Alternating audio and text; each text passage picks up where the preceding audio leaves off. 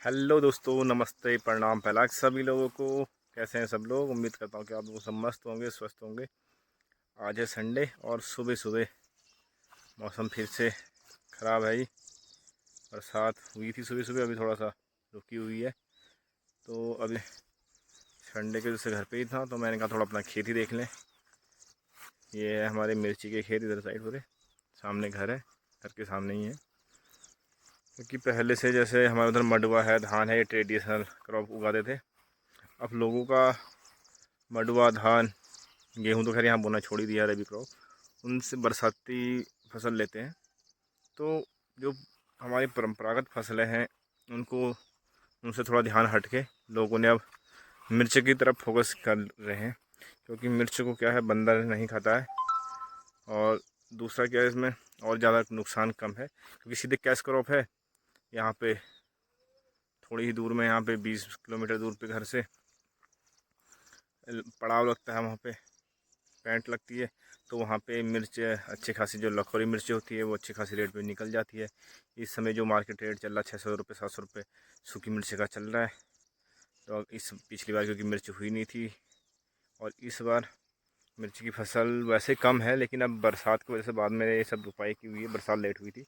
तो अभी तो छोटे ही हैं पेड़, देखो अभी तो फ्लावरिंग स्टेज शुरू हो रही है इन पर। अभी छोटी छोटी लगे हैं, फ्लावरिंग हो रही है। तो मिर्च की क्रॉप एक पहाड़ के लिए इस समय, और आय का देखा जाए तो मुख्य साधन ये हो सकता है खेती में। क्योंकि मंडुवा है और चीज़ की जो फसलें हैं उनमें सीधे सीधे कैश क्रॉप नहीं है। अब मंडुवा है तो उसमें बंदर का नुकसान बहुत ज़्यादा है, चिड़ियों का नुकसान बहुत ज़्यादा है। तो उसमें क्या हो जा रहा है, आदमी को मिल नहीं पा रहा है कुछ। मंडुवा चाहे बोले, इधर देखिए अभी लंबी मिर्च भी है, कुछ लखोरी मिर्च भी है। ये लंबी वाली भी है और लखोरी मिर्च है। मिर्च लगने भी लग गई है, और जिनकी अगर थोड़ी पहले से होगी, पहले वही होगी, तो हो सकता है उनकी पकने लग गई हो। इधर साइड सबकी मिर्च के खेत है। ये वाला खेत हमारा है, और यहाँ से जहाँ से अरहर हो रही है, यहाँ से इधर को फिर किसी और का है, उधर को किसी और का है। अगर दिखाऊँ मैं आपको, सारा आपको मिर्च ही मिर्च दिखेगा। ये देखो, ये वाला खेत हमारा है, नीचे वाला। ककड़ी की बेल भी बो रखी है इसी में, और पेठे की भी है। और उसके नीचे फिर मिर्ची का खेत है। पूरे वहाँ तक आपको सारे मिर्च के खेत ही दिखेंगे। क्योंकि इस समय आय का जरिया पहाड़ में, अगर इसमें थोड़ी सी मेहनत कर ली जाए, अच्छी वैरायटी आपके पास मिर्च की हो। क्योंकि यहाँ पे हरी मिर्ची की तो खैर मार्केटिंग नहीं है, क्योंकि मंडी नहीं है, तो हरी मिर्ची बिक नहीं पाती है। सूखी मिर्ची की अच्छी एक आय का स्रोत हम ले सकते हैं पहाड़ों में मिर्ची से। और हाँ, हालांकि ले भी रहे हैं लोग, ऐसा भी नहीं है कि मिर्च, हम तो अभी शुरुआत कर रहे हैं। जो सल्ट वाला इलाका है उत्तराखंड, ये अल्मोड़ा डिस्ट्रिक्ट का सल्ट ब्लॉक का, वहाँ की लखोई मिर्च बहुत फेमस है। वहाँ लोग, देखो हमने बाद में लगाए थे प्लांटेशन, तो अभी छोटे ही हैं। वहाँ तो लोग 40,000, 50,000, 60,000, जिनकी अच्छी खेती है, 1-1 लाख तक की मिर्ची बेच रहे हैं। उनका तो मुख्य आय का स्रोत ही यही है, खेती। तो वो अच्छा खासा ले रहे हैं। क्योंकि लखोरी मिर्ची क्या होता है, लंबाई कम होती है उसकी, फल की लंबाई इतनी सी होती है, और उसके अंदर पूरा दाना भरा रहता है, और होती बहुत तीखी। उसके अंदर दाना भरा रहता है, उसका वेट अच्छा होता है। और जो लंबी वाली मिर्च होती है उसमें दाना कम होता है, तो उसका वेट कम होता है। तो उसमें क्या होता है, किलो में ज़्यादा आती है। वैसे हमारे वहाँ एक नाली होती है, 1-2 किलो का एक बर्तन टाइप का होता है, पुराना टाइप का, अगर बहुत से लोगों ने देखा होगा। तो वो नाली में इसके हिसाब से, यहाँ से जो गांव में, अगर गांव से बेच रहे हो या लोकल मार्केट में बेच रहे हो, तो वो नाली के हिसाब से लेते हैं। और वहाँ पे किलो, वो जो पैंट होती है, अगर वहीं ले जाते तो वहाँ पे किलो के हिसाब से बिकती है। इसलिए वो पतली वाली मिर्च जो है, लंबी वाली मिर्च, वो किलो में फिर ज़्यादा आती है, और लखोरी मिर्च कम आती है। इसलिए लोग प्रेफर करते हैं कि यार सीधे वन जो ज़्यादा उगाते हैं वो सीधे पैंट पे ही ले जाते हैं। तो वो लोग लखोरी को ज़्यादा उगाते हैं, और क्योंकि उसमें उसकी मार्केट भी अच्छी है। नॉर्मल लाल मिर्च है, और उससे पीली, जो लंबी पतली वाली लाल मिर्च और पीली मिर्च होती है, उससे उसके रेट भी ज़्यादा मिलते हैं यहाँ पे। और मिर्च के साथ साथ जो हमारा सेकेंडरी इनकम हो सकता है पहाड़ों में, जिसे बंदर नुकसान नहीं पहुँचाते, वो है हमारा चौलाई। चौलाई मिर्च, इसके हम बाई प्रोडक्ट बना सकते हैं। जैसे मिर्च हम डायरेक्ट मार्केट में सेल कर रहे हैं, तो उसका अगर हम पाउडर बना के, एक अपनी ब्रांडिंग करके पाउडर बनाएं, मिर्ची पाउडर। क्योंकि पहाड़ों में एक तो प्योर ऑर्गेनिक है, और उसकी रेट बहुत हाई हो सकते हैं। और दूसरा हमारे यहाँ पे ये देखिए, चौलाई। चौलाई भी एक ऐसा प्रोडक्ट है जिसे बंदर नहीं खाते, सिर्फ इसे खाते हैं चिड़िया। देखो कितनी अच्छी चुलाई हो रही है, कितनी मोटी मोटी हो रही है। एक दो बार कट चुकी है और दो तीन बार और कटेगी, क्योंकि हाइब्रिड वाली है, 3-4 बार कटती है। जो कि हमारा ट्रेडिशनल जो वैरायटी होती है, पुरानी वैरायटी, वो उनका क्या होता है, वो लाल कलर वाली वो बहुत ऊंची हो जाती है, लेकिन वो लास्ट में कटती हैं जब दीपावली से पहले असोज खत्म होता है, उसी समय काटते हैं लोग। उसमें क्या है, उसमें उत्पादन कम होता है। ये वाली जो वैरायटी है, इनमें 3-4 बार काटने पड़ता है। और तुम्हारे ये मई में बो दिए, तुम्हारे जून लास्ट से तुम इसे काटना शुरू कर दोगे तो 3 या 4 बार इसकी कटाई होगी। तो उस जो ट्रेडिशनल हमारी चौलाई की वैरायटी है, उस चौलाई की वैरायटी से इसमें 4 से 5 गुना ज़्यादा हम उत्पादन ले सकते हैं। जहाँ पे अगर तुमने एक छोटे से खेत में अगर बो रखी है और तुम वहाँ 15-20 किलो उगा रहे हो, जो ट्रेडिशनल है, जो हमारी वो वाली घर की वैरायटी है, पुरानी वैरायटी, उस वैरायटी को 15-20 किलो होती है आपकी, तो इसमें क्या होगी, कम इसका 4 गुना कम से कम तो होगी 15 किलो, तो यहाँ पे 60 किलो 70 किलो आपको ये चौलाई आपको मिल जाएगी, क्योंकि इसको 4 बार कटाई हो रही तो 4 बार हमें। और सबसे अच्छी बात यह है कि अगर ये पक जाती है, उस वाली चौलाई को क्या होता है, पूरा पकने देना पड़ता है और सुखाना पड़ता है, ताकि फिर वो दाना निकले, फिर उसे झाड़ना पड़ता है डंडियों से। इसमें इसमें क्या है, अगर आप सीधे काट के ले जाओ, अगर पकी हुई है पूरी अच्छे से, काट के ले जाओ और सीधे इसकी हरे में ही सुखाना सुखाना कुछ नहीं है, उसी समय से कुटाई करो या ऐसी पाँव से वो करो, मसलो, तो इसके दाने निकल जाते हैं।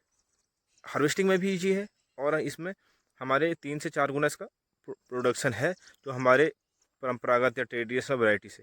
तो हम पहाड़ में हमारा एक आय का जरिया ये भी हो सकता है कि बंदर सुअरों से बचने का। लेकिन सुअर तो इसमें नुकसान वैसे नहीं करता, ज़मीन में कुरमुले के चक्कर में वो क्या होता है, ज़मीन खोद देता है, तो इसे पलटा देता है इसके पौधे, क्योंकि इसकी जड़ ऊपर ही होती है। तो थोड़ा सा इसमें नुकसान है, लेकिन बंदर इसे नुकसान नहीं करते। सिर्फ इसमें नुकसान जो करती है वो है तोते, भागता चिड़ियाँ जो होती हैं, बाकी वो इसके दाने चरने के लिए वो आ जाती है। ये देखिए हमारी ककड़ी की बेल और लौकी की बेल और पेठा, हमारे उधर बोलते हैं भुज, इसकी बेल। देखते हैं इधर सर्च करते हैं कुछ लगा है कि नहीं। ककड़ियाँ लग रही छोटी छोटी, बट अभी बड़ी हुई कि नहीं। ये देखिए छोटी छोटी ककड़ियाँ लगी हुई है, ढूंढना पड़ेगा भैया। एक बड़ी ककड़ी हुई थी बोल रहे हैं यहाँ पे, भाई ने देखी थी, तो मैं देखता हूँ अभी लगी कि नहीं, मिलती है नहीं। मेन तो यह है क्योंकि बंदरों का आतंक ज़्यादा है, और यहाँ पे कोई रहा नहीं तो खा ही जाएंगे। हमें तो दिखते नहीं, बंदरों की नज़र बहुत तेज होती है, उन्हें दिख जाता है। भाई आया था घर पे, उसने बोला कि यहाँ पे ककड़ी लगी है। बड़ी मशक्क़त के बाद 15 से 20 मिनट के बाद मुझे यहाँ से लेके यहाँ तक ढूंढने में उसे ककड़ी को, एक ककड़ी को 15-20 मिनट लगे, और लगी है एक ककड़ी। वो ढूंढा मुझे, और पता लगी कहाँ है। देखो इधर ऐसे तो बाहर देखने में कहीं नहीं, इनको बेल को पूरी उठा के देखा, और ऐसी जगह पे लगी है वो। ये देखिए बिल्कुल लास्ट में लगी है हमारी ककड़ी। ये अब इसको तोड़ा जाए, नहीं तो बंदर इसको तोड़ देंगे अगर मैं नहीं तोड़ूंगा तो। ये घर की ककड़ी ताज़ा, और इसका टेस्ट जो होता है ना भाई साहब, अल्टीमेट टेस्ट होता है घर की ककड़ी का। क्योंकि एक तो नेचुरल है, और इनकी वैरायटी जो है हमारी ट्रेडिशनल वैरायटी है, घर की पुरानी वैरायटियाँ। इसमें खुशबू इतनी होती है, अगर तुम घर पे काटोगे इसे घर के अंदर, पूरे घर में तुम्हारी इसकी खुशबू फैल जाएगी। और जबकि इतनी बड़ी होने के बाद भी अभी पूरी ग्रीन है। अभी इससे भी बड़ा इसका साइज हो जाता है। जो पक के होती 3.5-4 किलो की भी होती हैं ककड़ियाँ, पिछले साल हमारी हुई थी 3.5-4 किलो की ककड़ी, जो पक के पूरी पीली हो जाती है। फिर उसका रायता बनाते हैं। इसको तो हम ऐसी सलाद में घर के नमक के साथ ककड़ी खाएंगे। ये देखिए कितनी क्यूट सी लग रही, इतनी बड़ी होने के बाद ही। बिल्कुल अभी कच्ची है।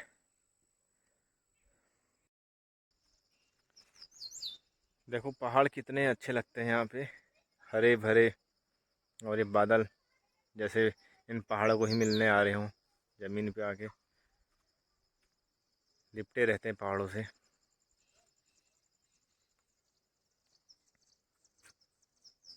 लेकिन बस समस्या यही है, पलायन, बंजर होते खेत। शिक्षा की व्यवस्था ना होना, एक अच्छी गुणवत्तापूर्वक शिक्षा ना होना, यही मेन समस्या जो है हमारे पहाड़ की। स्वास्थ्य सुविधाएं ना होना।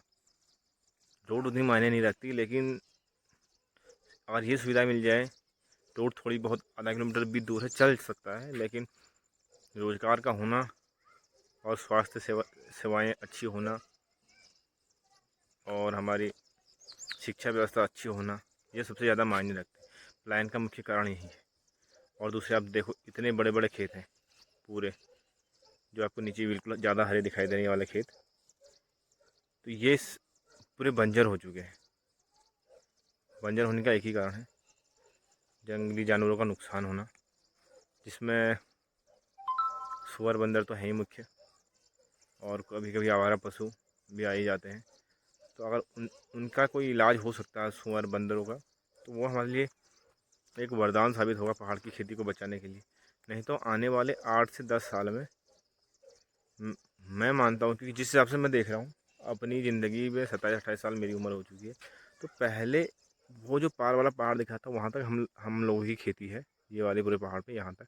इससे इधर को ये आपको ये वाला हल्का सा गधेरा दिखाई दे रहा है वाले, इससे इधर को हमारी पूरी खेती है। तो वहाँ भी आबाद थे, और वहाँ पे हमारा जो खेत हैं, बड़े बड़े खेत, उनमें हम धान लगाते थे। जो उपराव वाला धान होता है, लाल धान, जो मतलब जो हमारी ट्रेडिशनल वैरायटी चलती थी, बिना पानी की भी हो जाती थी, वो वाला धान वहाँ पे लगाते थे और वहीं पे ढेर लगाते थे। और यहाँ से फिर वहाँ पे उस समय क्या होता था, ऐसी थ्रेसिंग का तो कुछ नहीं था, तो पाँव से मारना पड़ता, जो धान होता है पाँव से मसल के यहाँ से वहाँ जाते थे। और ऐसा भी नहीं है कि वहाँ एक ही खेत में हमारे कम से कम 1 कुंटल धान, 50 किलो धान, 60 किलो धान हमने खुद देखे हैं।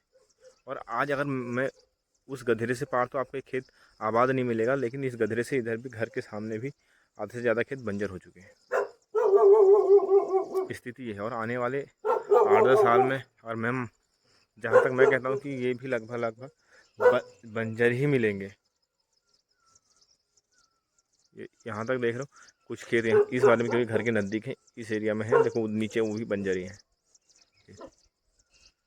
तो ये वाला थोड़ा सोचने का विषय है हम लोगों के लिए पहाड़ के हिसाब से, कि आने वाले 8-10 साल में हम क्या करेंगे पहाड़ में। क्योंकि हर घर में एक दो लोग हैं, वो भी बूढ़े, क्योंकि सब बच्चे तो जवान लोग जो है रोज़गार के लिए जा रहे हैं, और शादी हो जाती तो फिर उन्हें बच्चे पढ़ाने के लिए फिर बाहर ही जाना पड़ता है। तो आने वाला 8-10 साल पहाड़ के लिए बहुत चैलेंजिंग है। उसके बाद